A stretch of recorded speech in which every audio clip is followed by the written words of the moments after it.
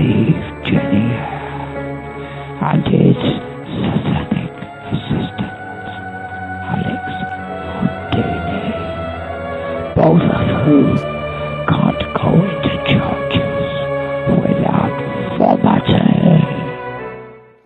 Without vomiting. I can't do that. I don't know how he does it. I can't do that.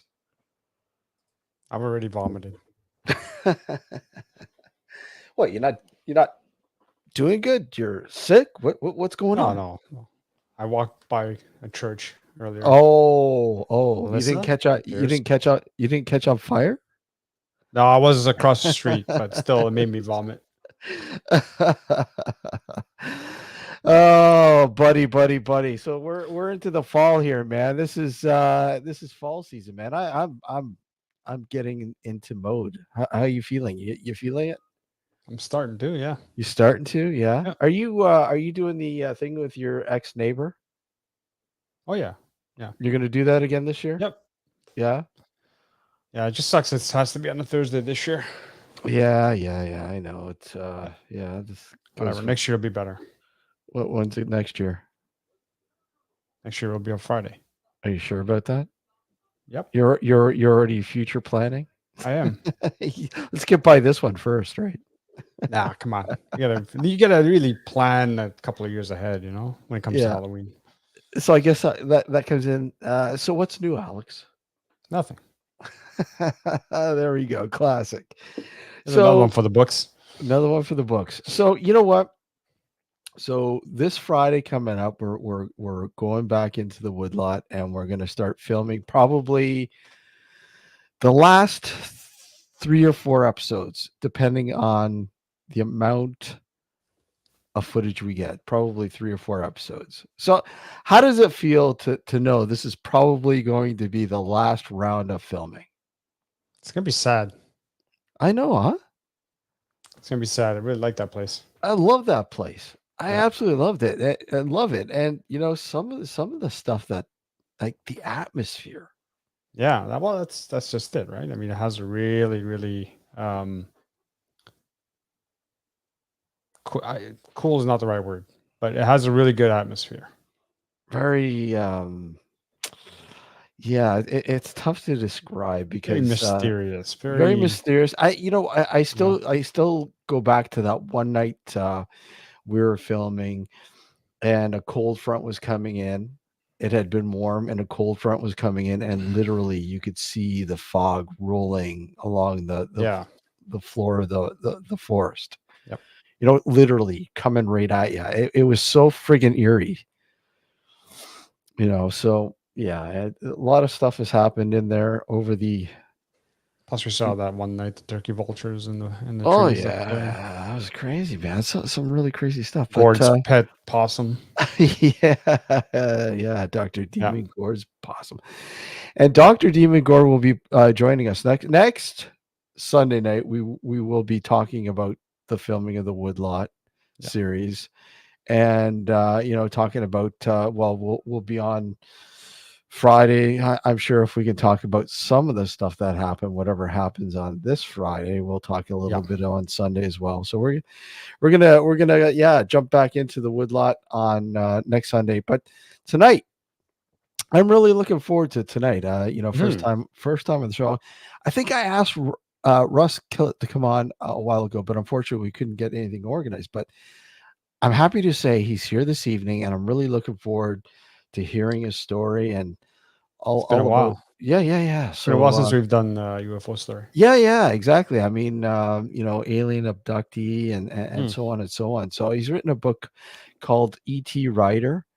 So guys, bring it on for Russ. Hey, Russ, how are you?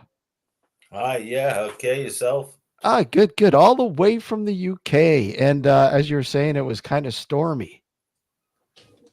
Kind of stormy is not the word. It was very stormy and sort of like so we I think we minus a fence and I think about a 20-foot fence and a gate to start off with. So Yeah, there's a lot of crazy weather going on. Like I said, we were talking in the green room there for a bit before going live, and what was happening in Florida, and then Tennessee, all this flooding there. I mean, seeing these roads being washed away. There's a lot of crap going on, but yeah, Oh, we have that here. We have that yeah, here. I yeah, mean, when I was at the shop 3 days ago, yeah. just sort of like up the road, Hmm. coming home and what have you, just down the road, and there's slates, like roof slates, Yeah, literally flying off and landing, sort of like how people hadn't been injured, yeah, yeah. right in front of me. We're lucky. If I'd have been about 3 minutes earlier Hmm. in front of me, Yeah. that'd have been it, I'd have probably been hitting the head, sort of like, Yeah. but all around and flooding all over here, you know. Yeah, that's that's So, that- that's kind of strange how that goes. So okay, let's get into this. I mean, an intriguing story, Russ, and let's start from the beginning. Like, I mean, because obviously there's probably a lot of people who are watching and listening, and so on that really don't know much about your story. But I guess let's start from the beginning. I've been around for 30 years in this subject. Well, I'm sure there's been a lot of people that know your story too that are watching and listening, but I'm sure there's a lot of people that are new to it as well. Yeah, probably, yeah. Yeah. So how did this all start? How did it all start? Yeah. Basically, when I was young, living back in West Yorkshire, uh, playing out with friends and what have you, and basically seeing UFOs. Hmm. And like when you're young and you see something, you're talking to your friends and look, look at that, there's a UFO, sort of like. And at that time, yeah, there were programs on. There was, like children's programs about aliens, etc. Sort of like, and there were some programs on. I think one of the first would have been Arthur C. Clarke. So there were things on the television, and you could see, back then, Hmm. sort of like how rare, like you'd see an actual photograph. Yeah. I mean? No video footage, I mean? A little bit Yeah. before the video footage, Yeah. Yeah. you know, and you were privileged to see some amazing pictures, Hmm. photographic evidence on television and what have you, and to hear people's testimonies Yeah. and stories. So all that lot's going on, and we're seeing things as a group of kids, and myself outside, sort of like I'm not sure that a few other friends had gone in and what have you, and I were out just hanging around by myself. And I said to my sister, "Look, look at that. There's a UFO there." Hmm. And look, and oh yeah, she said, "I'm going to tell my mum." Yeah, go tell mum, and sort of like sister goes in, and my mum were a bit busy, but she eventually came out, and Yeah. this UFO had gone, sort of like behind this cloud, and in. So my mum comes out and sort of like it's gone, sort of like not impressed, Hmm. sort of like, oh, like don't be messing us about, like Yeah. Yeah. so. Exactly. There's that kind of thing going on, but one of the things which in my book I wrote about this. Hmm. Again, we're a bit older, and we were playing a game. It's similar to what you call hide and seek, Okay. playing down the back streets. So there's like people's what you call backyards. Yeah. Hmm. Not some were like a little bit of a garden, but usually backyards. Sort of like, and you keep your dustbins in and stuff, and Hmm. not very big, but sort of like, so we're all playing, and we're all hiding in these yards, and some of the yards had garages, not a lot of them, you know, but there were one or two that had garages, so people were behind them and what have you. And there were a rule: you only went from the top to the bottom. You couldn't go any further. You couldn't go out and come back or anything. If you did, you were out of the game, sort of thing.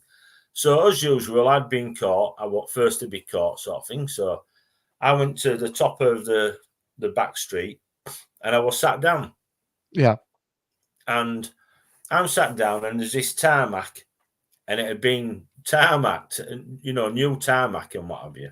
Okay. Down, and there's this nail sticking out. Yeah, so how was that possible? You know, like this big 6-inch nail sticking out of this tarmac.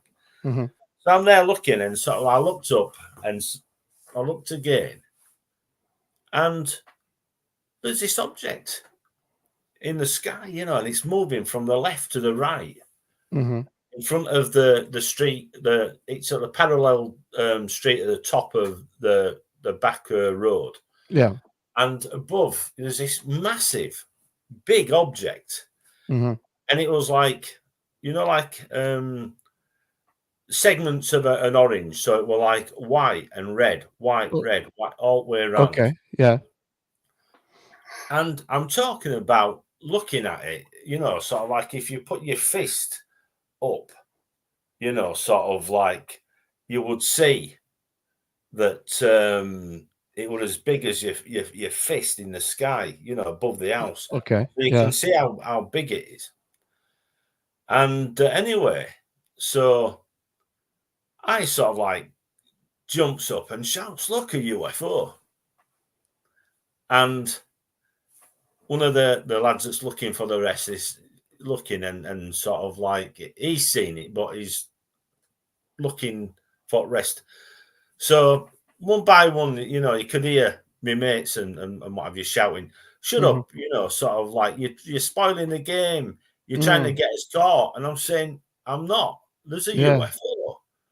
And it's moving slowly across and so, but all heads started popping up over gardens, you know, sort of like hedges and over gates and fences and behind these like garages.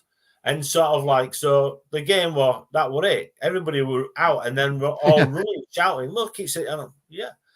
One or two, no, it's not a UFO. It's a hot air balloon. Really? Well, if it's a hot air balloon, where's the basket underneath? You know, sort of like, oh no, it's nothing. Well, what is it then? If that isn't a hot air balloon, oh well, it's just a balloon. Yeah. Just as big as an hot air balloon. You know, sort of like, wow. You know what I mean? That's pretty big for just a normal balloon, isn't it? You know what I mean? Yeah. So anyway, it moves off, still, you know, moving to the right, and sort of like everybody's running by this time. And, you know, it's like, I'll follow them and sort of like, by the time I got across the road, they'd all run before. They weren't interested at first, but they were the ones then that sort of like running, chasing it, you know what I mean? Yeah. You know, boys and girls, you know, like everybody's screaming and sort of like, you know, sort of like, wow. So I gets over and where is it? You know, it went behind this cloud. So we walked back and, you know, sort of like we're all basically stood. Some of us were sat again on floor. Yeah. You know, where I'd been first sat and what have you. And one of my friends, he says, we should call this day or, you know, this where we'd seen it something. And I said, well, look, why not call it Nail Point? Because this is where I saw it first. Yeah. And there's a nail sticking up out of the ground. That's a good name, Nail Point. I like that. So that's in the book, you know, sort of like in E.T. Rider. Now, the thing is, like, obviously, you know, sort of like I think we're about 14 at that point. And sort of like everybody changes, you know, families move out and, you know, sort of like people get new jobs and people move to different areas and stuff. So I didn't see my friend, you know, for many years. He'd moved away, and I'd moved away. Yeah. But I had a business, and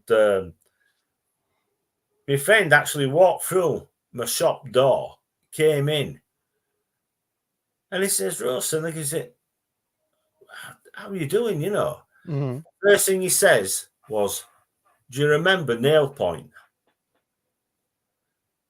The first thing after all those years, right? Yeah, I haven't seen him from that day, you know, from more or less around that time. Do you remember Nail Point? So hell, that must have had some impact on him. You know? Yeah, that's insane. That so I mean, what, like, when you guys saw, what time of the day roughly was this when you saw this? It was now then. It was up and about. It was like morning, you know, sort of like, and it was summertime. Oh, It okay. was, you know, really a clear day, a Mm. little bit cloudy, sunny, you know, sort of like, you know. Yeah, that's so, like, when you were so this was the point, or is this a time before, like, when you were apparently abducted? Like, how did that go down, the actual abduction sort of scenario? Well, that came later, but you said how did it start? You know, sort of Yeah, like, so yeah, yeah. I'm going through Okay, sorry. sightings and, you know, like what happened prior. Gotcha. You know, why did that, you know, like get interested? And the other thing was that my dad came in, this is a few years before, from work, Yeah. and he'd been at work and had been on the tea break. And my dad was talking to one of his friends. He had three or four, I think, three brothers that worked with him and their workmates. And they're on this break, so they were all outside. And all of a sudden, someone said, "Oh, look at that," you know. So, I mean, Dad were busy talking, and sort of like, by the time my dad turned around and, you know, "Oh, what's up?" "Oh, you missed it. You missed it, Jim." And missed what? And he says, "Oh, that UFO, did you see it?" "No, no, did you?" "Yeah, yeah, did you?" "Yeah." "Well, what were it like?" You know, and it was this, like a torpedo. Mhm. And it had, at night time, and it had gone like in a cloud and what have you. And sort of, I should say nighttime, I should say, you know, sort of like maybe early, you know, like 1 o'clock in the morning, sort of, because they're on a break, you know what I mean? Yeah. And they were on the late shift. I think it was something like 10 o'clock to whatever. So this actual area where my dad worked was a place, and there was a famous reports coming of the same thing around there called a Fackley torpedo, right? Yeah. Yeah. So that's history. That's in books. It's in, you know, papers and what have you. You can look and like I was talking earlier about round here. So anyway, you know, my dad came home and he was telling me mum, and I was, you know, only young, and I'm listening. "Oh, UFO, that, you know what I mean?" So that really opened my mind up to, you know, like UFOs and what are these things, Dad? You know what I mean? And sort of like, that's where it actually started from, that point. Okay. Yep. Like I say, going on, you know, a few years later, a bit older now, in his teens, getting ready to, you know, like maybe only a year left in school, you know, high school. Some people were getting ready to start, like me. I started work as soon as I was 16. Mm-hmm. You know, sort of like I started after the December and went straight into employment. Some people stayed on sixth form. Some people went to college. But like I say, my friend who came in the shop and said, "You remember Nail Point?" He Yeah. just come to the army. So Okay. he came in the shop and sort of like, I hadn't seen him for, you know, just come out of the army, and sort of like, you know, first thing he says, so we met up a little bit after that. Before I moved over here, him and his girlfriend, because the area where they lived was just unbelievable. Yeah. You know, quite a lot going on. But it's again a place that I'd come across on my journey and what have you. I knew this area. All sorts of strange things seen. You know, like ghosts seen as well. People seeing werewolves. People wow. see, you know, men in what do you call it? In the bedroom, shadow people and what have you. Mm-hmm. You know, which I've seen myself. I've got some drawings what I did ages ago. Yeah. So I mean, to me, you know, I will, you know, like my ears prick up when people are telling me about, you know, like where we live, and there's like a whole road, and there's people that are not from this country and are living there and what have you, and you know, there's other people, and they're trying to explain to the neighbours that there's something wrong. They're seeing these things, and they can't explain to the neighbours, Mm-hmm. but they're asking, "What are these things?" And you know, like trying to tell the neighbours that as children at night time are scared, things come in the bedroom. So there's all this sort of thing, you know, sort of like going on. So obviously, what happens next is that I've got a job, right? Yeah, and I've just started work, and I've been, you know, I've got this motorbike, luckily for me, birthday and Christmas present, and I'm going to work and what have you. And so what happens? I'm going out to see a friend on my motorbike, this area. Yeah.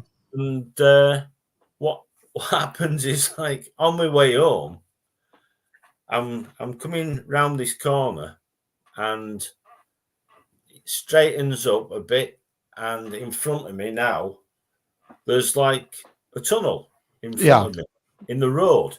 Okay. So I'm slowing down. I mean, I won't go in that fast, but I would, you know, going fast enough to try to get up this hill.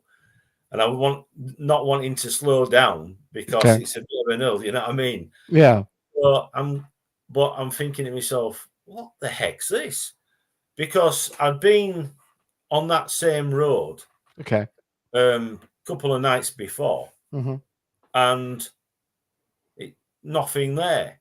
And the size of the road, the size of this like tunnel, common sense is like, well, this hasn't been made overnight. You know what I mean? Or if it has, you know what I mean? Yeah. So anyway, basically I'm being pulled now down into this tunnel. Oh wow. Okay. So you're being pulled down into it. Oh wow. Okay. Into this tunnel. Okay. So the next thing, it was like diffused light sort of thing. It wasn't like the tunnel, the opening. It was like lit up, but yeah, it wasn't emanating light. It wasn't emitting light, I should say. Yeah. It was just like diffused.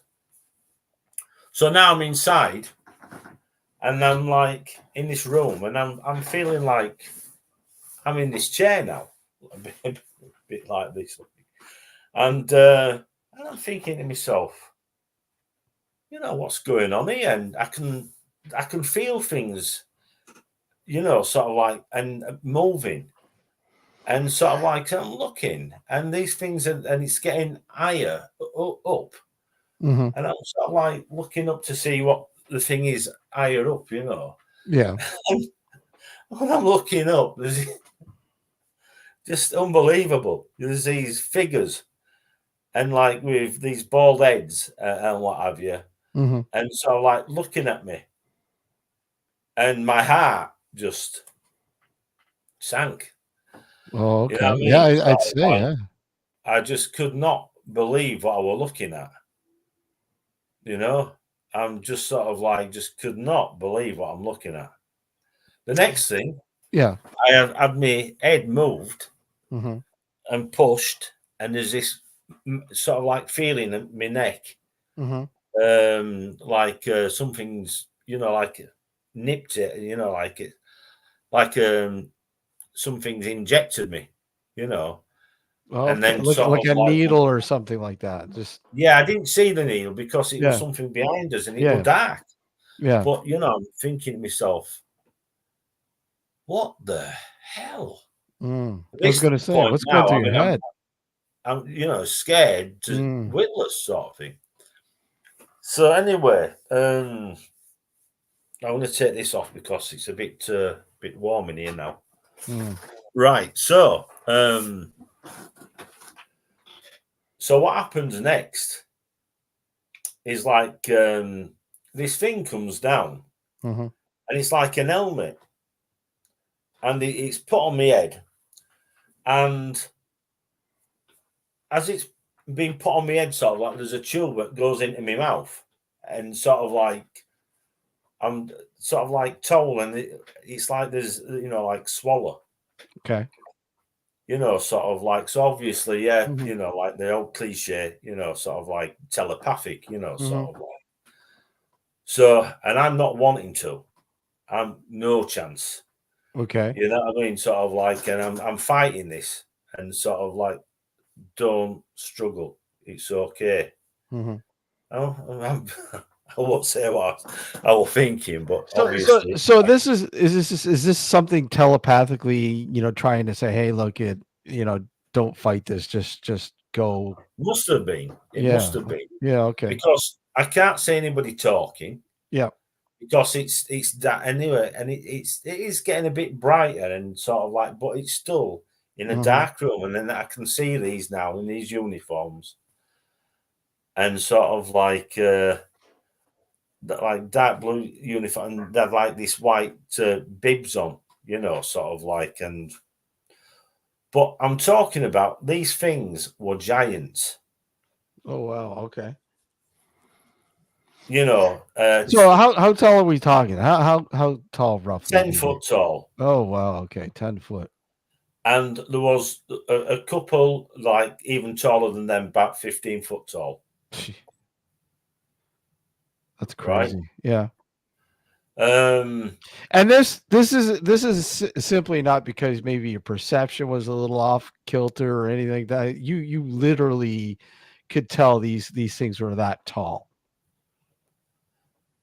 well, by how I was sat, Yeah.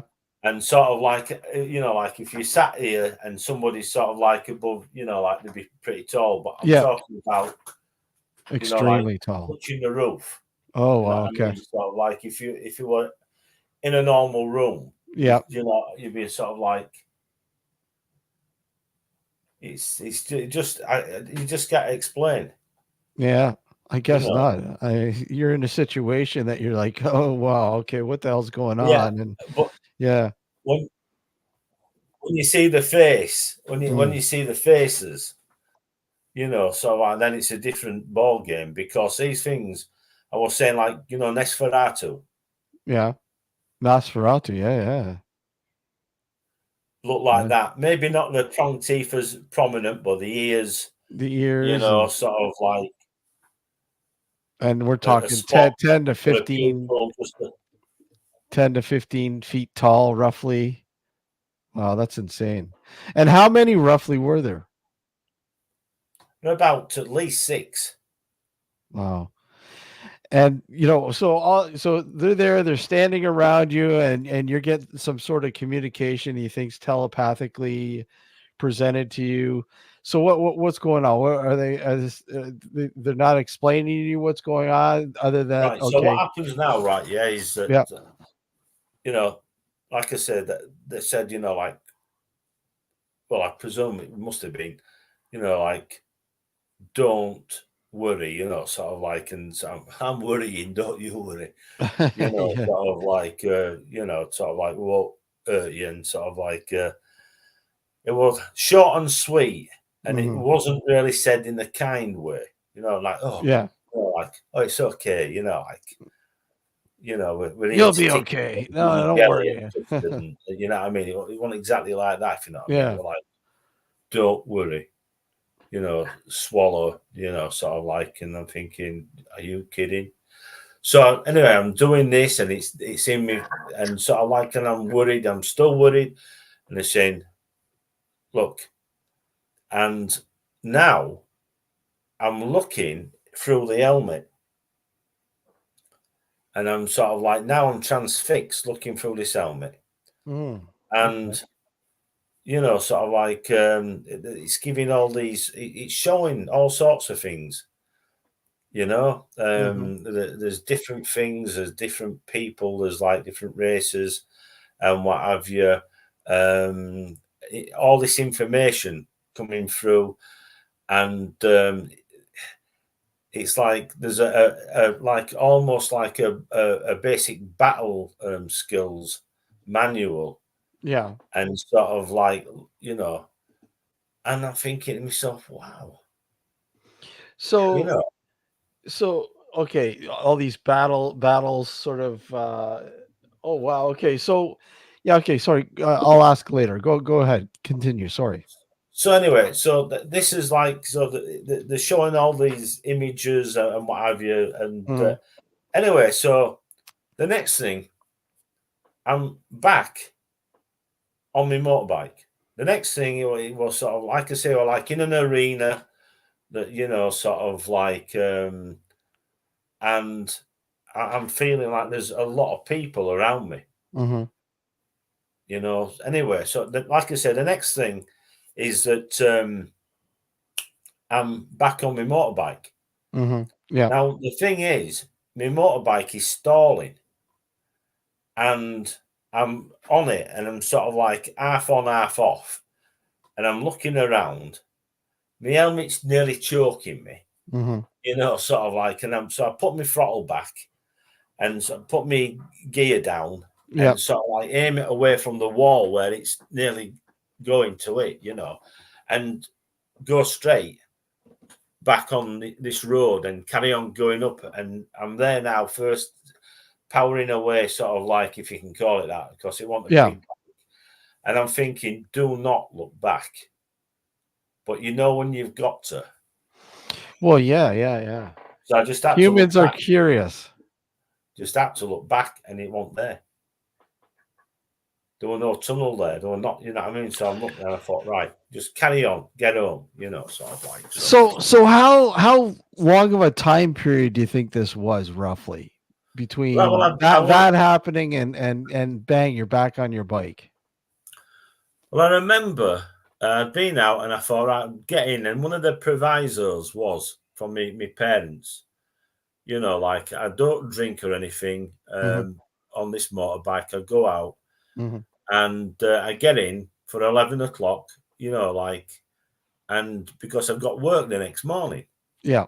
Don't be in late and whatever, you got work and you've got to get up and, sort of like, got to beat you with a stick to get you out of bed on the morning to start off with. Yeah. You know what I mean? So don't be late, She didn't really have to beat me with a stick, but anyway. So when I'm out and I'm riding around, usually I'd gone to see this place called the Flappy. Okay.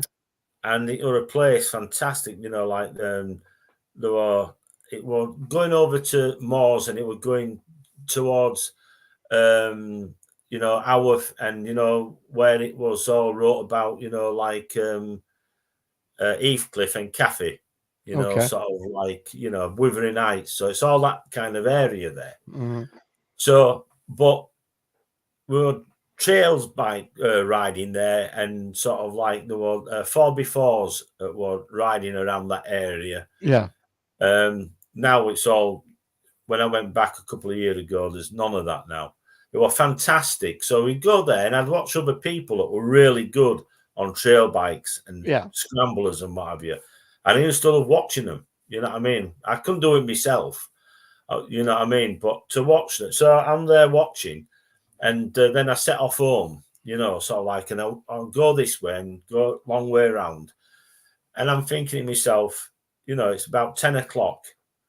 I'll get home for 11, right? Yeah. Yeah. So as I go down and come back and what have you, this is when it happens. So I should be around about 11 o'clock now. I should be home. Okay. Right, yeah. Yeah. But I'm not. And I'm down there, So after I'd set off, now, after I'd been in the chair and out and now on my way home, as I comes and to the house, I could see light were on, sort of thing. Yeah. Usually. This particular night, Mm-hmm. everywhere's in darkness.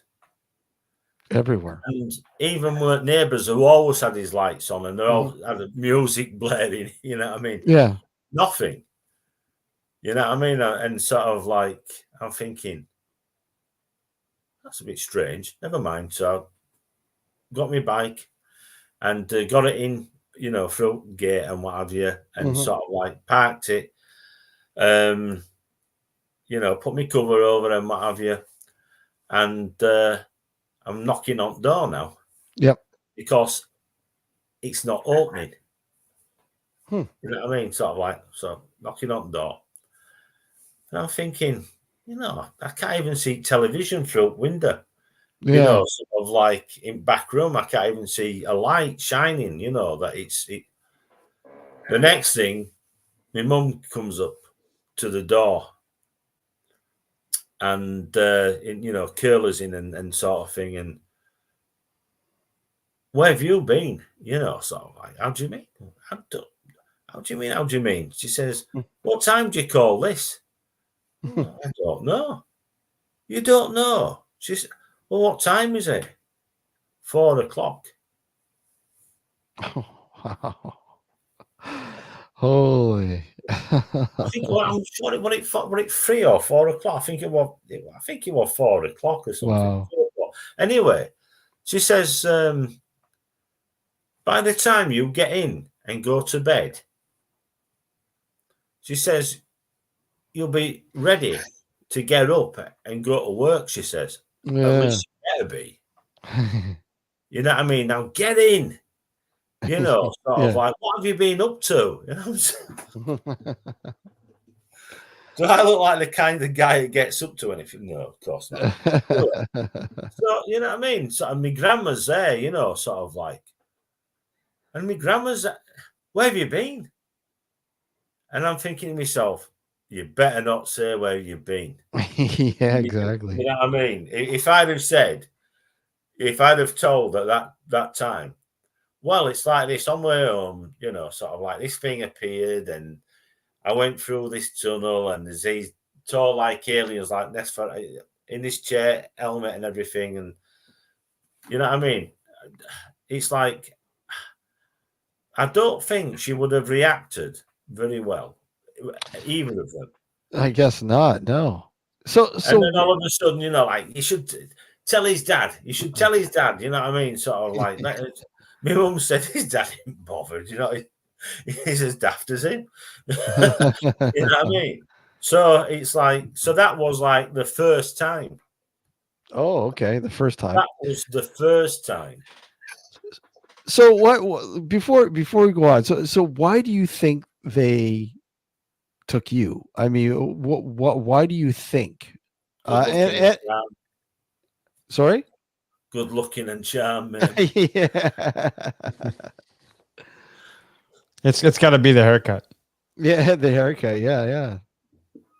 Well, it could have been because back then I had, sort of like I had locks back then. Yeah, long hair. I remember those days. Long No, hair. I didn't actually. When I think about it, no, I had my hair was bleached blonde. Oh wow!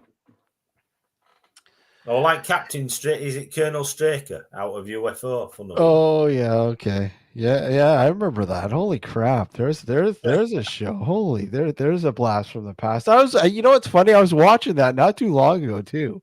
It's on. We got reruns, but no, seriously, my hair was sort of like blonde, and I think it had gone a bit, and it went more or less, like nearly white. Pretty cool actually, but never mind. Okay, yeah, go on. We got a little bit of time before we take our break, but go on. So anyway, so basically I went to bed, sort of next morning I got up and, sort of like everybody's getting ready, they're going to work and what have you. My dad's giving them a lift. Mm-hmm. And so, it's sort of like my sister, like getting ready, going out, swigging a coffee and sort of like just looking at me, shaking her head, like. So I'm going to work now. So I'm back on my bike and I am drained. You know what I mean? I feel drained. So, like I get into work and,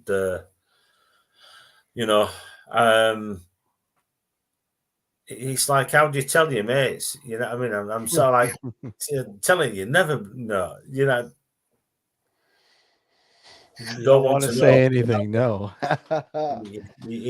Very hard to tell people, sort of like, and there's a few, like you see, I were only 16 as well. Yeah.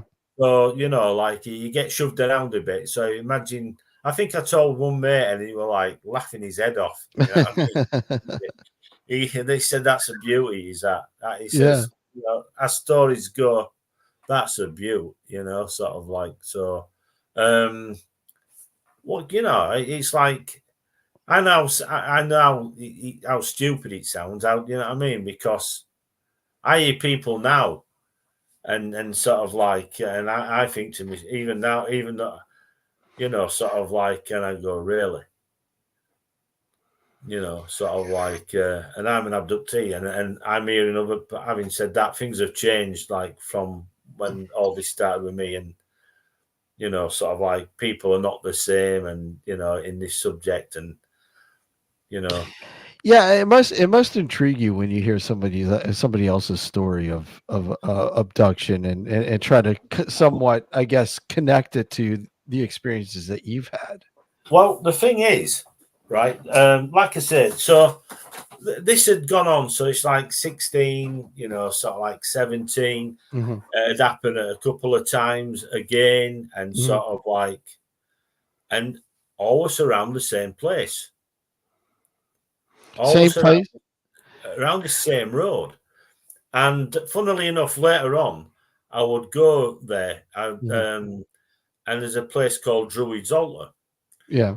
And I remember going up, doing some training, and sort of like there was this mastermind kit, and you put it on, and it was like, because I wanted to get fit and what have you. Yeah. And so it helped you get fit, and you could have these meditation tapes and these tapes for like self hypnosis. You're like you sit and you listen to this person talking, hypnotizing you, and you've got this headphones on, you've got these like glasses, and they've got lights flashing, and there's like tones, and it's making it, and so it's like hypnotizing you, but there's these flashing lights and a sound, dum dum dum dum, certain beats, certain kilohertz, right? Yeah. Yep. And so I'm sat up there for an hour meditating, and I'm at one point they're like, I looked around and there seemed to be hundreds, if not more, people around me for a split second. Wow. Like, and I just sort of like looked around and I thought, flipping heck, what was that? Now I don't know what that was. That was something I can't, so I can't say no aliens or anything, but that was something that like it started me to start thinking, like, what the heck? So hold on. So you say other people, it's other humans or more of these sort of alien? No, they look like people. They look like, okay. All there close together, all around me, like. Oh, okay. And then they were gone, men and women, and sort of like, and it was for a split second, but sort of like, I remember shaking. I was sort of like thinking, flipping heck, what's this? Yeah. So I picked my gear up and what have you, and my bike was parked, and I thought, I better get out of here. And like I say, it's down Altar Lane, the place. So it's Druid's Altar alter lane, and at the bottom is where I was, like taken and where I went in anyway. So my friend turned around, and I remember him. I told one friend who he knew a lot about a lot of things. Yeah. And I said to him, like, this has happened. And he gives it, well, maybe not the best choice, he says, of meditating on a sacrificial stone, like where maybe there's been sort of like sacrifices and people slaughtered on, and you're meditating on the top of it. He says, that's, you know what I mean? Maybe not a good. Yeah, I'm just looking at some pictures of Druid's altar now, and roughly what you're talking about. So pretty interesting. Oh heck yeah! Yeah, pretty interesting. There's carvings and all sorts there. Now, okay, sorry, go ahead. Now, funnily enough, around this area where I was taken, went into this craft or whatever you want to call it at first, this like tunnel. Yeah. Right opposite that road, right? Yeah. Yeah. Again, it's a place called Bingley and Cottonley, right? Yeah. And you can see from where I am, right, there's this place, and it's where you've heard of the Cottonley fairies. It does sound familiar. I'm not entirely versed on it's where two cousins took a picture of fairies. Oh, yeah. Okay. Very famous. Sherlock Holmes were there. Houdini were there. Not Sherlock. What do you call him? He wrote Sherlock Holmes. Sir Arthur Conan Doyle. Conan Doyle and what have you. And so they were all, like going to this place looking because they believed. Mm-hmm. Now, it's been said now, they found out. This is, I think it was last year, that it was, like a fake. I heard that. It took all these years, to last year, 2022. Mm-hmm. You know what I mean? Really? That's odd. Anyway, I think I've got the photograph somewhere. Okay. I bought a collection. You can buy, prints of them. Anyway, so there's that there, right? Yeah. People say, oh, yeah, but it's made up. They'd seen something, obviously, right? Yeah. And if it was made up, obviously, like very strange. Yeah. Because around this area, again, you go a bit further across to Shipley and a bit further across to Manchester Road from Shipley. And there's, again, something famous, which is called Spring Heel Jack. Oh, yeah. I'm familiar with that, yeah. Now, originally, it had been seen in London, but it was seen in Bradford, and it's in the papers, and sort of like flying with like these wings and sort of like a cape and a boiler suit with a big buckle and belt on. And being able to leap over houses. Yeah. All around this area. Then we've got the famous just across, again, where I'm sat looking. Yeah. Right there. There's something, this area, and it's called Romble's Moor. Rumble's Moor, okay. Now, Romble's Moor were a giant. Wow. And I'm thinking, aliens seen, giants, 15 foot tall. You know what I mean? It's like, wow. Is that a coincidence? And then now I think there's an American base there, part American, part English and American, I think. What the heck do they call it now? Let me think. You know something? I forgot the name of the base. They'll come back to me. Anyway. Yeah. So I know that when my ex-girlfriend, when I took her over there, well, she took me over there actually in a vehicle and what have you. And she said, "My God, Russ," she says, "look at that. It's like Star Wars." Hmm. And the whole of this base, this RAF base, Yeah. is white. It's all white. It's like something out of Star. It really is like something out of Star Wars. Hmm. But there's no aircraft can land there. Really? No, there's no runway. Oh, there's no. Okay, no runway. Okay, but it's a base, though. But yeah. Okay. Now they say it's a satellite base for watching all what's coming into the atmosphere and Gotcha. sort of like. So Okay. that's there. There's like right where I'm sat, you can see it.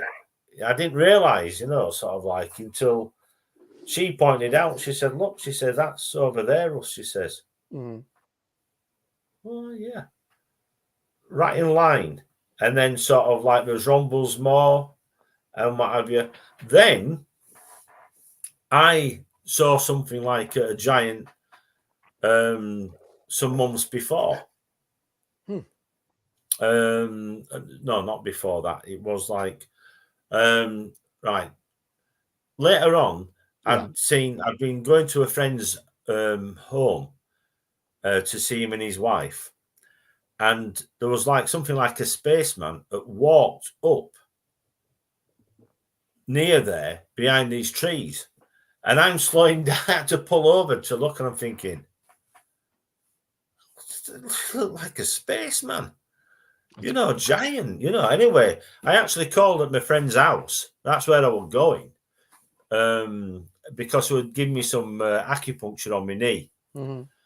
And I said to him, he says, "Oh, come in, I'll put kettle on, like have a coffee." And I'm saying, "Yeah, Jeff," I says, "I've just seen it." I said, it looks like a giant spaceman just over there. Where trees are up near Druid's Altar. And he says, "Oh, yeah." I said, "Well, I'll tell you a bit about that. You see a lot of stuff like that around here. Come in." And I went, "But, you know what I mean? Oh, yeah, you see all sorts like that around here." Huh, that's crazy. I got a Right. quick question before we go to break. Yeah. Go ahead. Since you've come out publicly with this, with the abductions and the encounters, let's say, Yeah. have they happened more frequently, or have they tapered off, or has it just been steady? Well, it's over the years. I mean, it's like happened. I mean, it hasn't happened for right. It stopped happening around when I moved about. When I think about it, over nearly 20 years ago. Mm-hmm. By the time I moved over here, I'd been taken, but not put in the military unit. I'll tell you about the military, but Yeah. I'd been abducted, and for a short time, then these things had turned up at my home, but they were doing things and sort of like, and I couldn't make out whether I was in the house or in a room where they are, sort of like, on one of the bases and what have you. Now, the thing is, I have a lot of problem with me right here. I've got a thing inside. It's had a problem for 4 years. I've been told now, if it don't clear, I've got to go to hospital. So I've had this problem. I've had it with both ears, my eyes, and my nose. Right, yeah, and I've always had this problem with my sinuses and everything since like being taken. But like I say, it must have been nearly 20 years when it stopped, like being taken and put into this unit, this military unit. But they've still taken me and brought me back, but not used, sort of like when I was younger, when I was 16 up until about 28, 30, I think it was 28 to 30. If you see what I mean. Wow. Yeah. That's okay. So hold it there. We're gonna take a short break. When we come back, we'll get into the military aspect or the Right. Yeah. and so on and so on. So guys, thanks for tuning in to New Visions Radio Network, or sorry, Nocturnal Frequency Radio here on the New Visions Radio Network, and of course, watching us here on YouTube. Once again, our guest this evening is Russ Kellett. So don't go anywhere. We'll be right back.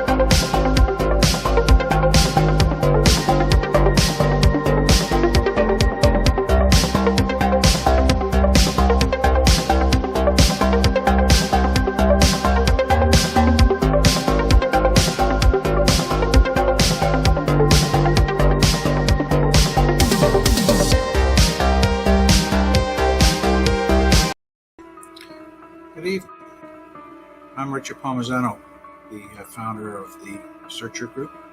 It's a paranormal company, the oldest in Canada.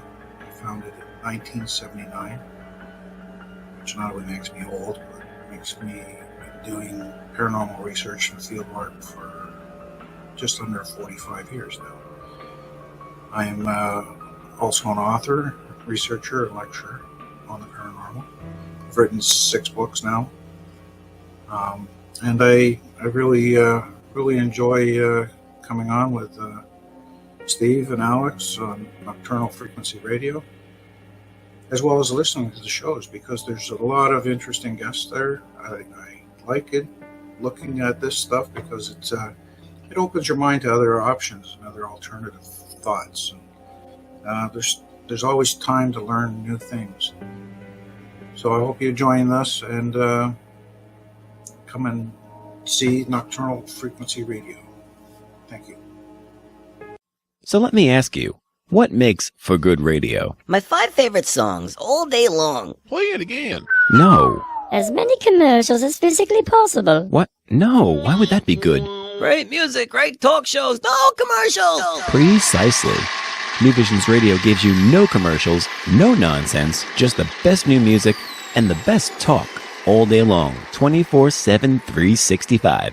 NewVisionsRadio.com. Hey guys, Kristen here, host of the Paranormal Girl podcast, a bingeable exploration and deep dive education about the paranormal for the skeptical believer. Some of my past season topics have included shadow people, Mandela effect, demons, and UFOs. Currently, I am tackling Bigfoot. I have been sharing this journey with my audience since early 2021, and I have learned a lot these last few years. It's truly a mysterious world out there beyond our perceptions, and reality is just not what it seems. I have also, since the start, met some awesome folks like Alex and Steve, and I've really enjoyed watching and learning from them and also joining them on their show. Their guests are always outstanding, their listeners are just the coolest, and these hosts are some of my favorite people. I recommend their show to anyone looking for an intelligent and fun conversation about the paranormal amongst friends. So join me on my investigation, join Steve and Alex on theirs, and enjoy. Now back to the show. You are watching Nocturnal Frequency Radio. And that you are. And listening to us on the New Visions Radio Network. Once again, I want to thank everybody for joining us. And again, Mr. Russ Kellett, thank you again, sir, for joining us. It's what, 3 o'clock, 3:11 there or something like that in the morning? It probably is, yeah. So, quite a fascinating story so far. So, now let's get into the I guess the military or the that sort of aspect. How did that come into play, and tell us the scope of that? So again, like traveling down this road, occasionally there's other areas where it happens, but it's always where there's some kind of like this tunnel, a type of tunnel that's in the middle of the road. Yeah. Right. Yeah. And I'm riding this time now. I'm on a scooter. I've actually got a scooter, and so it's a bit bigger and faster than the trail bike what I had, and sort of like so now the same thing happens, but I'm on a scooter, and one time I'm really flying up because because we've been scooters not as fast as such back then. They are now. I'm flying up and I'm seeing this in the road again. I'm thinking, oh no, not again. So I'm putting my brakes on to stop, which, sort of like I'm thinking, So I'm got my back brake on, my front brake on, and it's pulling me in, really pulling me in this time. and I can feel like the skidding, and so much where my front brake cable snapped. So now it sort of like popped, and I moved forward, and I must have put my throttle back. Okay. Because the next thing, I'm in this room and everybody's scattered this time. You know what I mean? Sort of thing. It's like, and I'm thinking to myself, hell. So, and I'm back in the chair now and a bit disheveled, you know, sort of like thinking, what the hell? Yeah. You know, and I'm thinking, here we go. Here we go. You know what I mean? Sort of like the same thing happens, you know, like the helmet on and what have you. And, you know, looking and sort of like seeing this information. But now, something a little bit strange. Yeah. Where I'm in this room and it's like a checkered board floor. Oh, okay. And this like wall comes up, like, you know, like as if it moves close, and there's like these what do you call it, to put all your gear in, you know, sort of like lockers and what have you. And you know, sort of like, but before that, what had happened was that in this room, and it's like we'd had this, like, I had no clothes on now, and I'm thinking, and there's a line of people, I'm thinking, hell, what the hell, you know, what's going on? Yeah. And we're told to drink. This tube came down, and sort of like it'd been like it wasn't a shower, but it felt like a shower. And then sort of like there were like hot air, and sort of like you were dry, you know, sort of like. Then we're told to put this uniform on, and put this uniform on, and it were like. I don't really consider it. No, anyway, it's like tight fitting, sort of like, and there's like at the top, there's like this, like button at the top, sort of thing. Okay. And so it's like all in one. It's like an all in one suit sort of thing, and there's like boots. The all linked in with it, and you turn this, and all of a sudden it goes originally from white, it was like baggy, but it turned white, it was white, and it turned colours, and it tightened, and it became black. Dark, it went from like yellow, white, yellow, green, blue, and black, and what have you. Tightens up. And sort of like, and it really felt good to wear. You know what I mean? Well, I can't explain the feeling. Yeah. So we stood there now, and sort of like this wall comes, and there's like lockers, and we're all told to get you know, like these weapons out. But we're told you've got to put this helmet on first. The weapons, like any other weapon, you got to be, you know, like you treat them with respect. And there's a magazine, but this magazine isn't like rounds, bullets like you would normally have. Yeah. The magazine is like a battery pack, and there's you get a spare one as well, sort of thing. And so this goes in, and there's a dial. And it goes like from 1 to 10. It doesn't say 10, but you can tell that's what it's like, a symbol of like lines going round. And so it's like, so you've got basically like knockout, you know, if you're going to knock something out, stun something, hurt something, and the full one is like kill, you know what I mean? These are like a sonic weapon. Mm-hmm.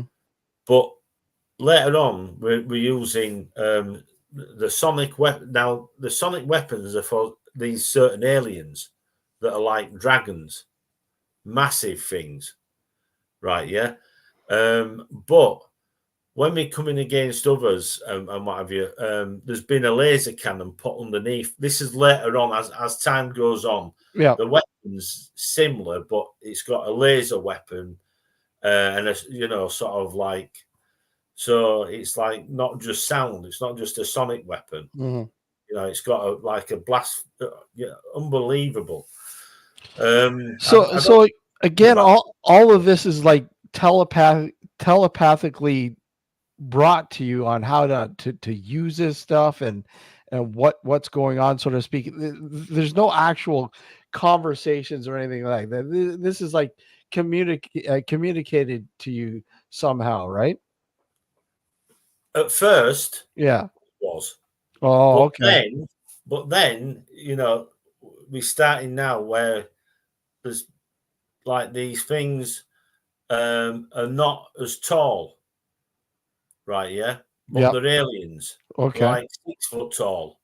Oh, okay. So like there's 15, 10, and now the ones like 6 foot tall, sort of like with bald heads and what have you.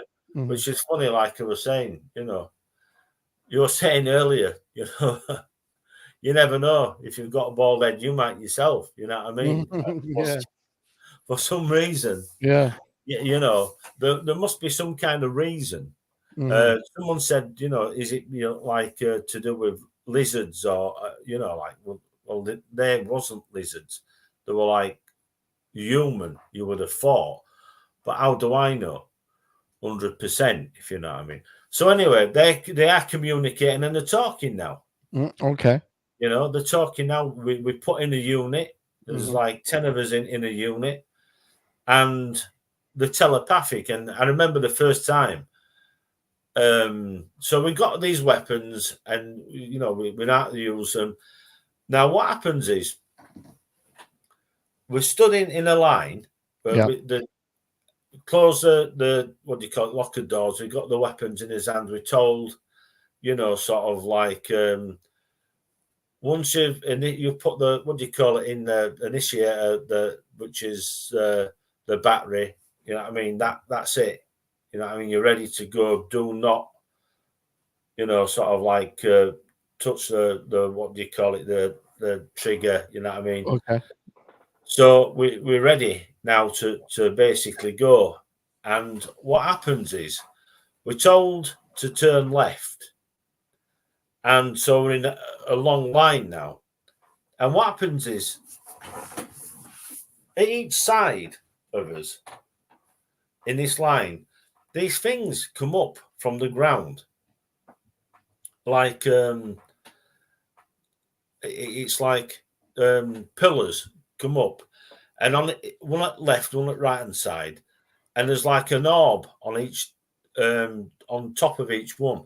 Okay. That comes up out of the ground, and there's sort of like generate electricity to the ball at the top. Sort of like, and then a bit like like a crystal ball. Like what you use to tell fortunes. So they're there each side now. These things then go down. The pillars go down. And this gateway in front, this doorway, is open. And what happens is, as you put your hand over, cup them, you shoot out forwards. So one goes, then the next person there got their hands on, and in line you've all got that. So as soon as that happens, boom, boom, boom, boom, you go, and everybody's gone in a matter of a second. You've all gone, and then these things, these balls, you land with these balls around your hands. You're on a different planet. Oh wow! And then you sort of like you land on your feet, and these like stabilize you, and then once you're stabilized and you've hit the ground, Yeah. these things then take off. Right, yeah, they take off. Yeah. So you're there, then you're told to get your weapons ready, and in your helmet, right, yeah, it tells you the location, it tells you the enemy, and it shows you the enemy that you're looking for. And so, you know, that's, and then you're given orders. There's 10 of us, and there's along with us is one of the 6 foot like aliens, Yeah. you know, sort of Yeah. like, so we're being told what to do by him through his helmets, and we can see, like I say, at first we could see with these helmets what we had with these visors down, like visors down.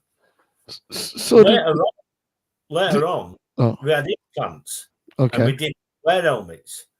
Right, his implants were in his eyes and in his ears, so we could hear, you know, sort of like, and we could see everything we looked at, you know, sort of like, you know, went back, they could see everything what we looked at.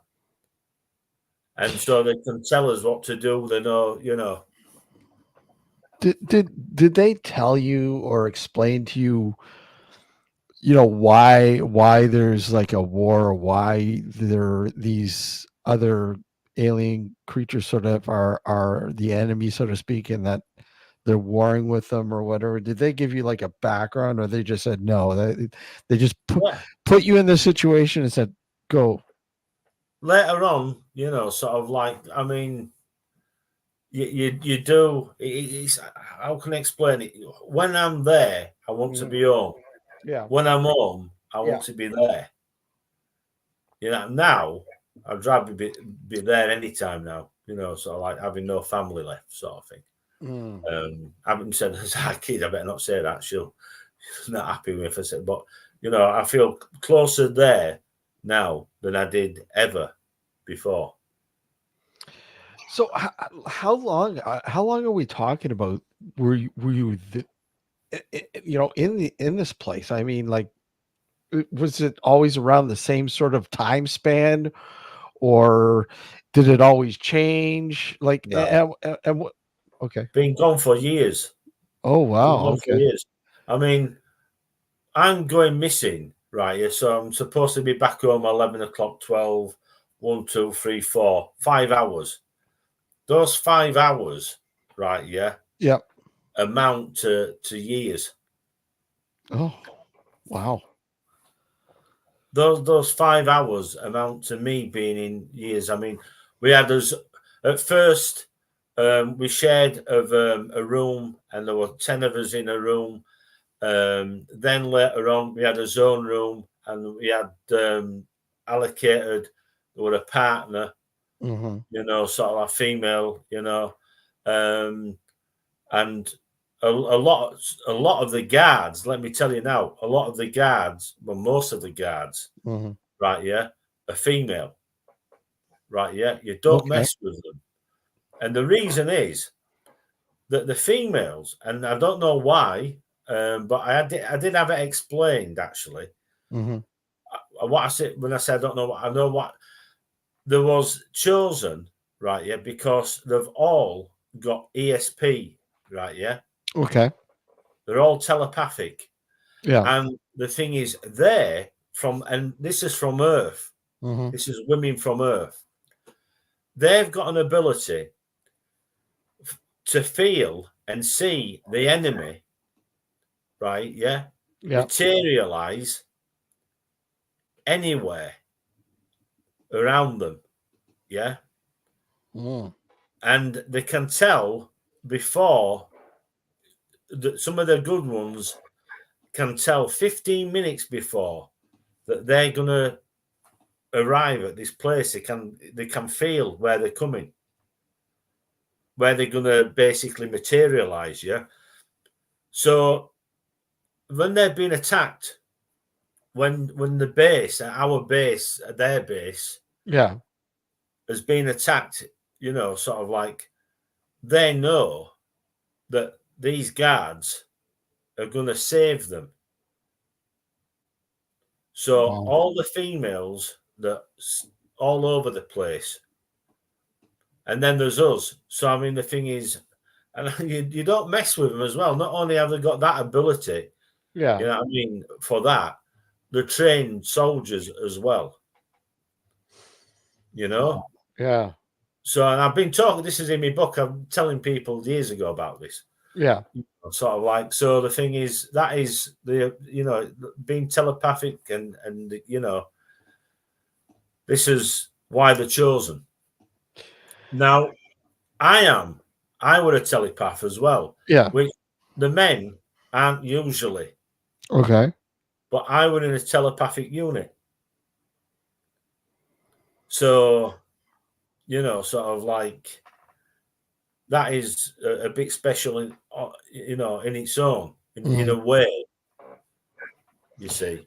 So telepathic and how was it utilized? I mean, was it like percentage wise? I mean, was it all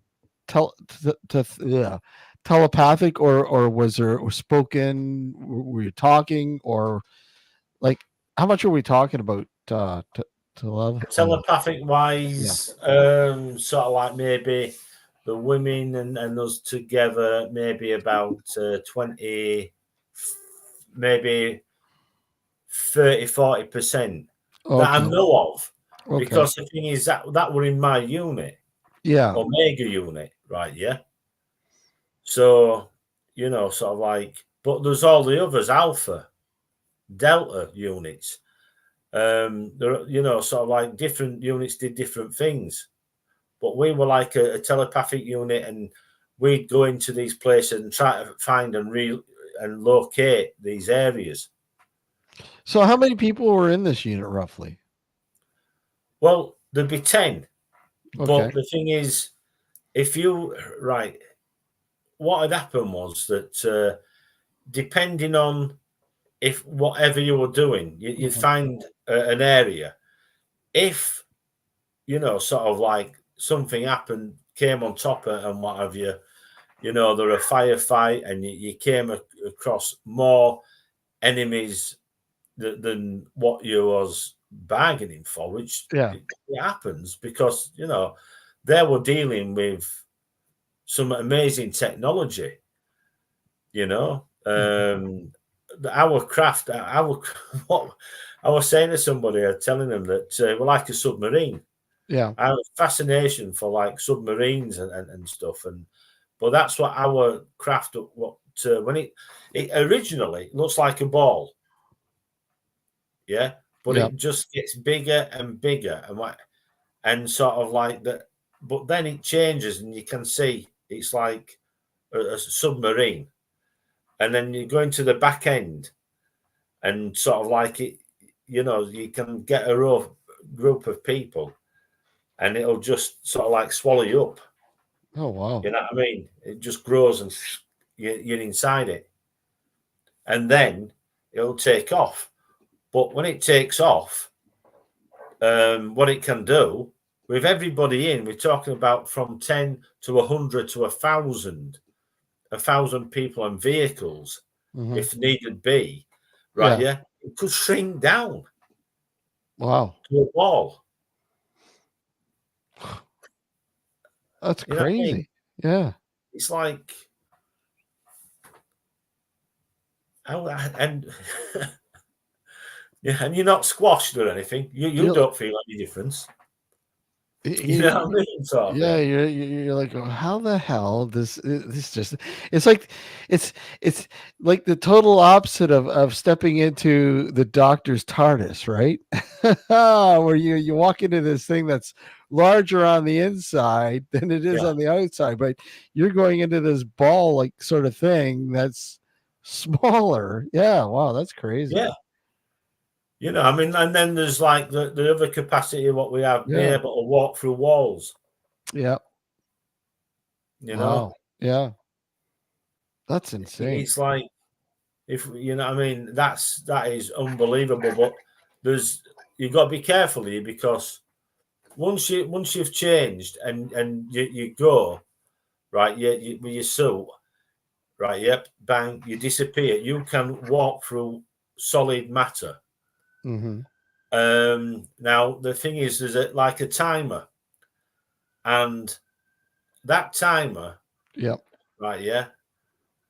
If you are not back out of a solid, you can press it in and leave it in and walk through a solid object, and then let it out when you come out of the other side.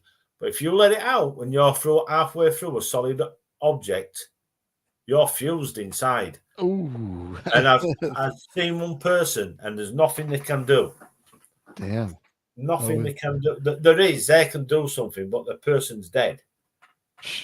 That'd be insane. Holy crap. Well, what happens if you're being abducted and you're in a regiment and that happens to you? Yeah. Because I remember saying, you know, flipping it, cramp now. Mm. So I remember saying, what it now, to a lad called Judas. Mm-hmm. We had nicknames, him and me, you know, sort of like. And I said to him, you know, like, and he goes, "Oh, you just don't." He was there before me. I met him, you see. Yeah. And then he went off. I went to a new unit and what have you. And you know, sort of like he said, you don't want to know. He says, you know, sort of like, what happens if you know you die here? Mm-hmm. When you go back, and he gives it, when you die, if you die here, you die here. You don't go back. Wow, that's yeah. That's and yeah, that's crazy. So I mean, there's absolutely, if you die there's absolutely no indication that you ever existed here. Right. But Yeah. there's something a bit strange, because I'd seen somebody, I swear he died. Mm-hmm. And I seen him back on Earth. Interesting. So the thing is, it's like, he can't have died. You know what I mean? He can't possibly have died then. Or, you know, what I told wrong. Because the thing is, you know, like, all these people that are being, we meet up and I don't know who they were really. Well, I lived with them all these years and sort of like, but I have no idea really who they were. That's crazy. That's insane. So these now we're talking, how long now are we talking before since the last time you were put in this situation? How long has it been? It's quite a long time now. When I think about it, I've been abducted a few years ago, but actually to be put back into the unit, it must have been 20 years, about maybe 20 years nearly. So do you find that, after being abducted and put into these situations several times, how has it affected you here on Earth? How has it affected you? Have you found that there's been like any side effects? I mean, Oh hell yeah. Yeah. What are we talking about? Mostly the one thing, and I tried to explain to people about this, Yeah. is that we're not the same. We don't function the same. Mhm. A lot of us have got illness. Many people that I've come across have got something called burnout, fibromyalgia, encephalitis, myalgia, encephalitis, chronic fatigue syndrome. And I was talking about this. I wanted to give a talk about. Oh, you can't talk about it. No, you can't talk about that.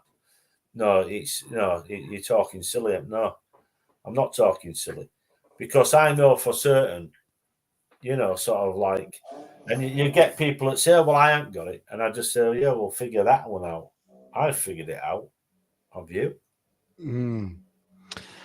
You know, Yeah. it would. There's those that want to be abducted, and there's those that are abducted. Yeah. If you're abducted and you've gone through, you know, you don't want to be abducted. You know, I hear people saying, oh, it's amazing, this happened, that happened. Really? Do you know, sort of like, you really think that's a good thing to happen? Mm. I mean, I've talked to a few people that have been, you know, that have claimed that they've been abducted, and it's never. I mean, yeah, you do have similar sort of aspects that happen, but for the most part, a lot of them are very different. They're not really the same sort of scenario that's carried out, and that's what I mean. Your story is like, yeah, totally different from what I've ever heard before. I mean, normally, you normally hear, you know, the kind of, well, yeah, I was abducted. They ran some tests on me, blah blah blah blah blah. But yours is a lot more, you know, There's a lot of people intricate. read other people's books that need I say more.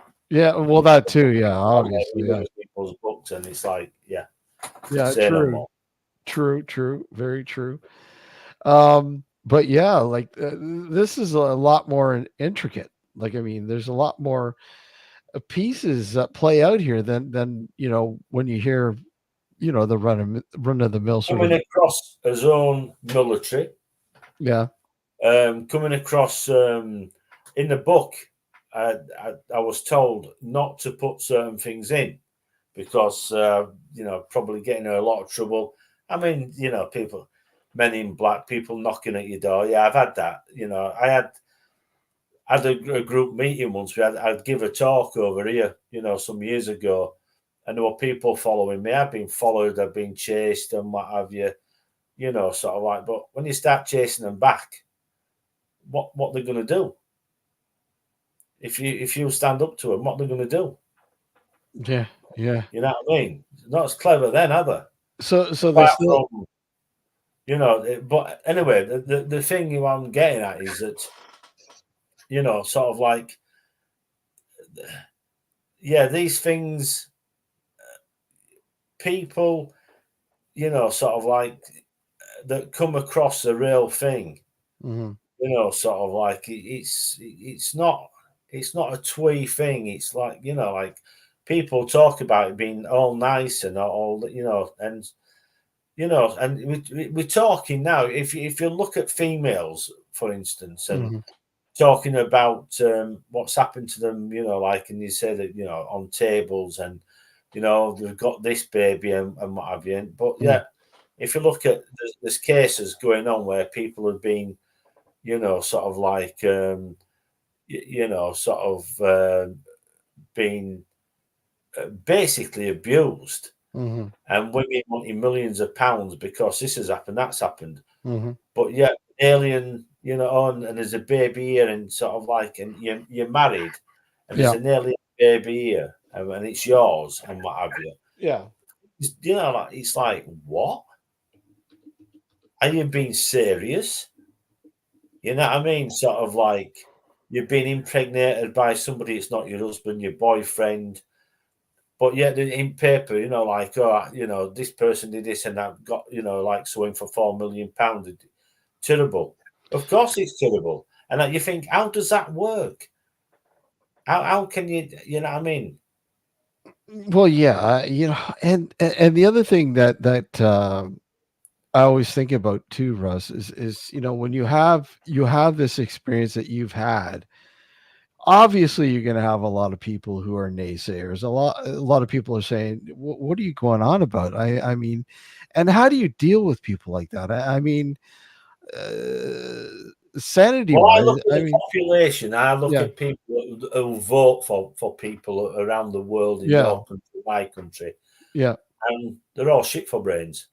You yeah, know what I mean? It's like, when you realise there's no point in voting because they're all the same, yeah, and what have you, you know, wake up, yeah, you know, sort of like, I'm crazy. No, I think you're crazy. Look yeah, at you, you know, sort of running around, you know, it's like nothing. nothing ever gets any better, no matter who's in power and stuff. Mm-hmm. And the problem is, and someone said, "Oh, well, what's that got to do?" Well, it's got a lot to do because, again, you know, like I was saying, I've come across different factions. I've come across different military units.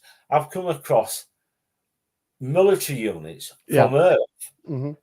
From who are Earth. fighting with other aliens. Oh, okay. Yeah. Right. Mm-hmm. So, you know, it's like I was telling you before, going around beating around the bush, but I was saying that I was advised I won't put this in about, these aliens were like, and I says, for want of a better word, and I did actually say Chinese, and I said a big problem because these Chinese are working with the aliens have better technology than the aliens. Yeah. I've said that in the book. I've said it on a few programs. Mm-hmm. We've got the Slavic-looking ones, and you know the Slavic-looking ones are what I'm talking about. There's a lot of problems around the world at the moment, Mm-hmm. but again, it's like, you know, sort of like every time there's been a world war, where does it start? Eastern European countries, you know what I mean, sort of thing. And the thing is, when I was out there a few times, Yeah. you know, we would be wearing other countries' uniforms. I mean, our uniform all black and what have you, but you know, sort of like, and that's what we want. But yeah, we'd be dressed up in other people's over top pants, you know what I mean, jacket on with insignia, and you know, like walking, people saying, "Oh, look," you know, sort of like, so they'd think it's somebody from their country. Okay. Yeah. And the other thing as well, when the telepathic units, and it's funny is this because it reminds me of Star Wars. Remember, there's a part where there's two of the guards or something when they're trying to get through to that town, and you know, like, you don't need these aren't the ones you're looking for. Carry on, you know what I mean? Yeah. Well, that's a little bit like how the powers what some of the telepathic units had. You know, and the thing is, the aliens, you know, that are with us, there'd be one maybe. He could do all sorts. You know what I mean? Unbelievable. You know, sort of like make people see, you know, things and what have you. You know, sort of like, and you know, sort of like, oh, carry on. You know, that they could project an image, and these lot would be sort of like the guards are doing a job, and sort of like, and saying exactly the same kind of thing. Oh, you're not looking for these, let these through, they're all right, you know, like, don't bother these again. Mm-hmm. They're invisible to you, you know, every time you see them, you just let them through. That's the type of thing, you know. Yeah. And then sort of like there is another thing where we're in cities, and we you know, sort of like we're looking for something, and it looked like Egypt and pyramids, but it wasn't Egypt, but it was a pyramid. It was something what we had to find and locate, and to take back.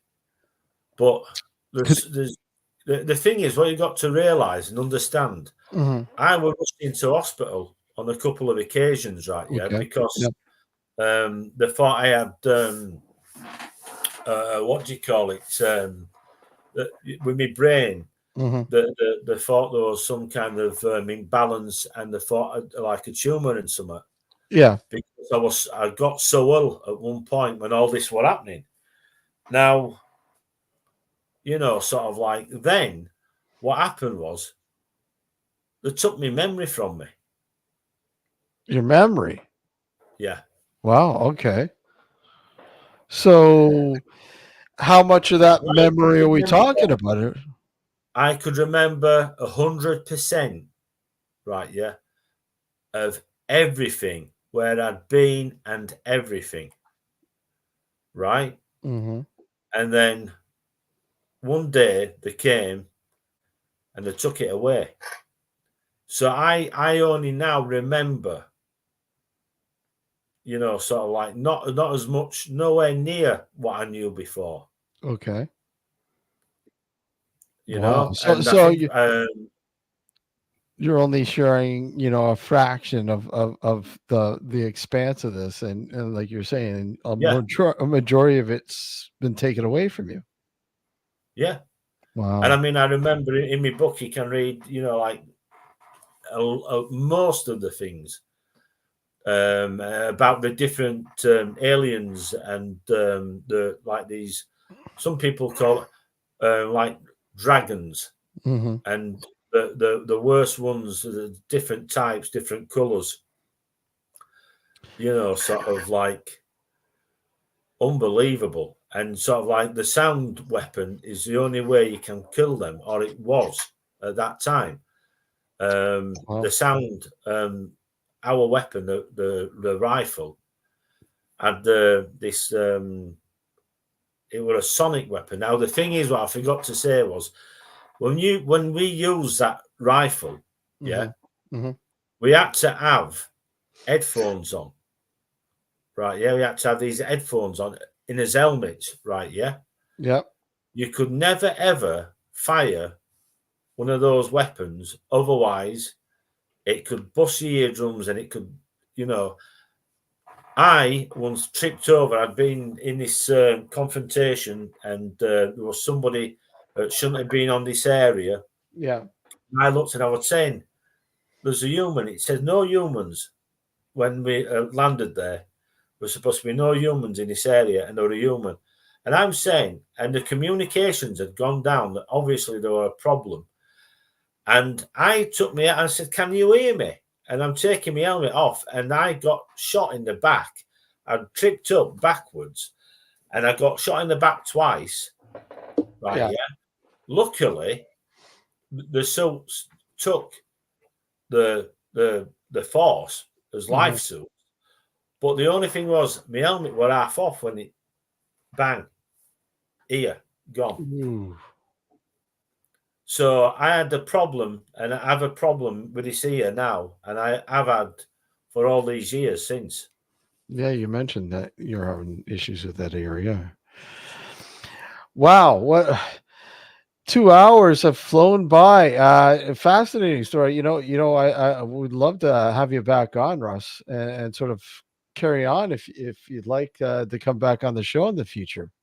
Yeah, if you're not bored, if you're not bored. No. It's an interesting story, and yeah, we'd love to hear more, obviously. And I've put the link to the book where people can buy your book and so on and so on, and chat and on the show page and with the network. It's been great having you on.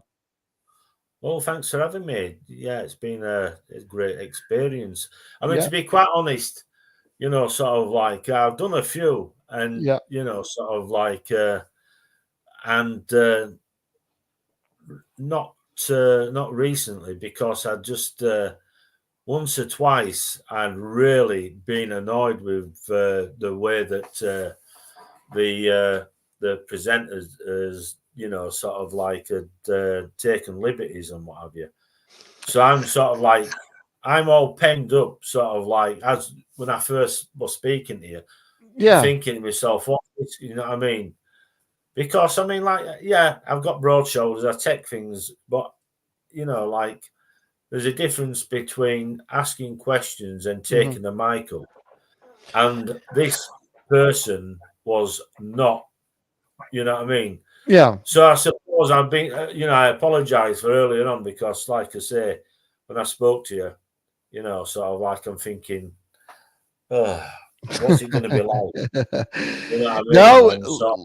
Like I said, Russ, in the beginning, it was just, we'd love to hear your story. That's it. I mean, no, you know. Yeah.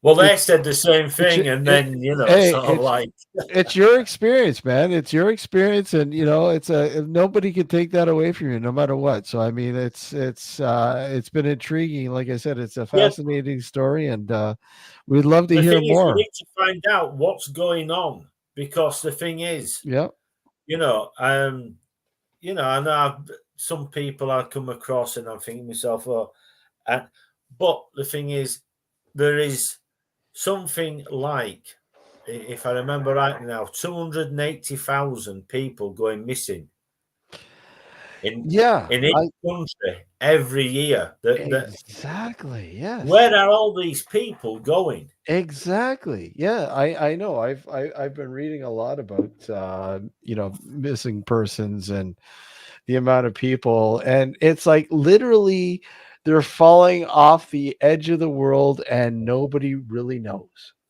No, well, I spoke about this on BBC. Yeah. It must have been over 10 years ago. Yeah. And at that point, it was only, I think it was 89,000 people a year had gone. Now, if I'm not mistaken, I'm sure it was something like, I'm not sure whether it said it was. I heard close to 1 million. That's what I heard. I heard close to 1 million people a year go missing. That's what I heard around the world. Because I got in touch with the, what do you call it, department, the missing people's department. Yeah. But so I looked for last year's results. If you put, and I think I'd got 200, I think it was 200 and, I think it were about 250,000 people in England. But apparently it's the same in every country around the world. Mm-hmm. Oh yeah, absolutely. You have tons and thousands of people who go missing a year, and some people never to be found. A lot of them never to be found. Most people. Yeah.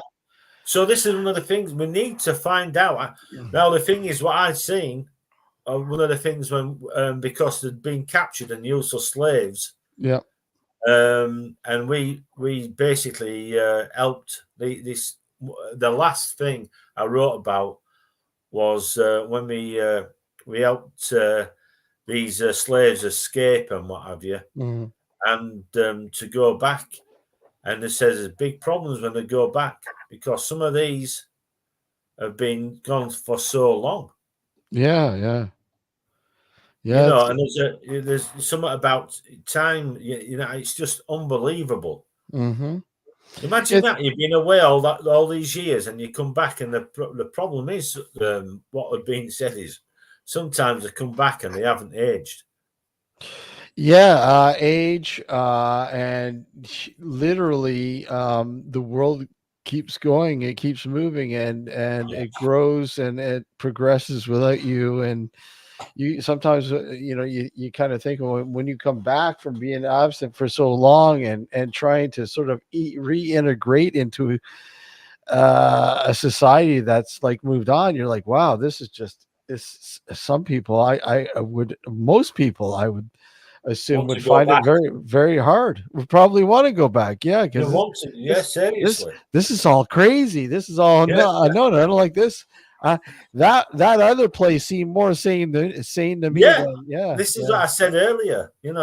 Now before when I'm there, I want to be home. I'm home now. This ain't home. I want to be back there. Yeah, you were saying that. Yeah, but I can't believe because the thing is, like I say, some people I think, oh yeah, well they say this and how can they? But then again, look at me now. I'm wanting to be back. I'm saying the same thing, aren't I? Mm-hmm. Mm-hmm. So they're saying, oh well, this has happened. Oh well, it were okay. I'm saying, but I'd rather be back there. So I'm just the same in a way. Yeah, it's intriguing, my friend. Well, you take care, and thank you again, Russ, for coming on, and definitely I love to stay in touch and bring you back on. Yeah, Steve and Alex, thanks for having us, and it's been a great show.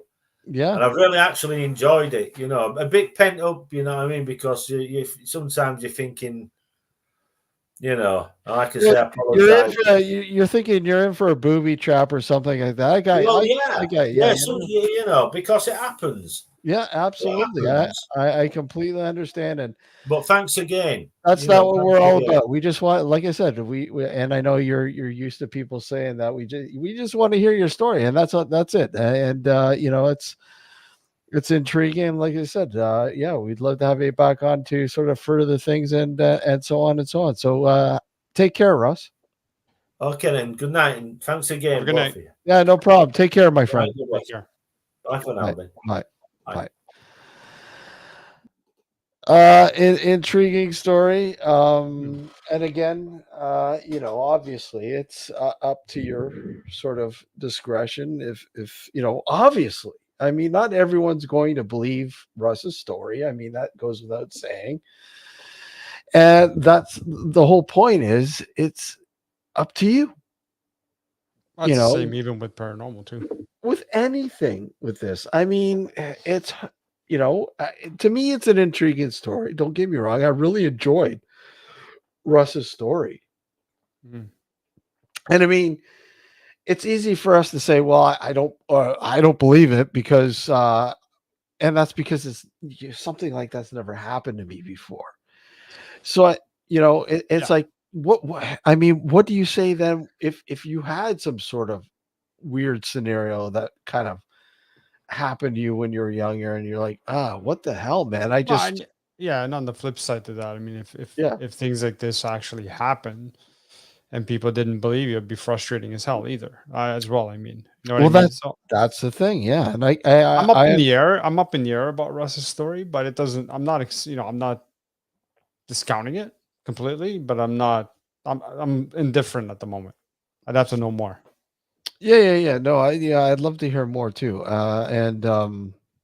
Yeah, a fascinating story. And I want to thank Russ for coming onto the show, obviously. And like he mentioned, you know, it's you know, tough to come on to these because I mean there's, we all know, I've been on a couple shows myself where I've been invited on as a guest, and it's a booby trap. I know how Yeah. it feels. Yeah. You know, I've investigated the paranormal for, you know, over 20 years, and you know, I've been on a radio show or two, and they kind of booby trap you. They invite you in and say, hey, look, it make you feel comfortable, and then all of a sudden they start giving you the hard questions. Yeah. You know, thinking that you're gonna break. No, Mm. no, this is what happened. Like, I mean, how else do you want me to explain it to you, sort of thing, right? Yeah, exactly. But whatever. I mean, hey, it goes with this realm. You know, you have your, you know, you have your people who believe, and then you don't, you have the people that don't believe and just don't give a shit. But whatever. Either or, interesting story. Thank you, Russ, for coming on. Like we mentioned, next Sunday night we're returning to the woodlot, and we're going to talk with Dr. Demon Gordon, who will be joining us to chat on the experience that we had.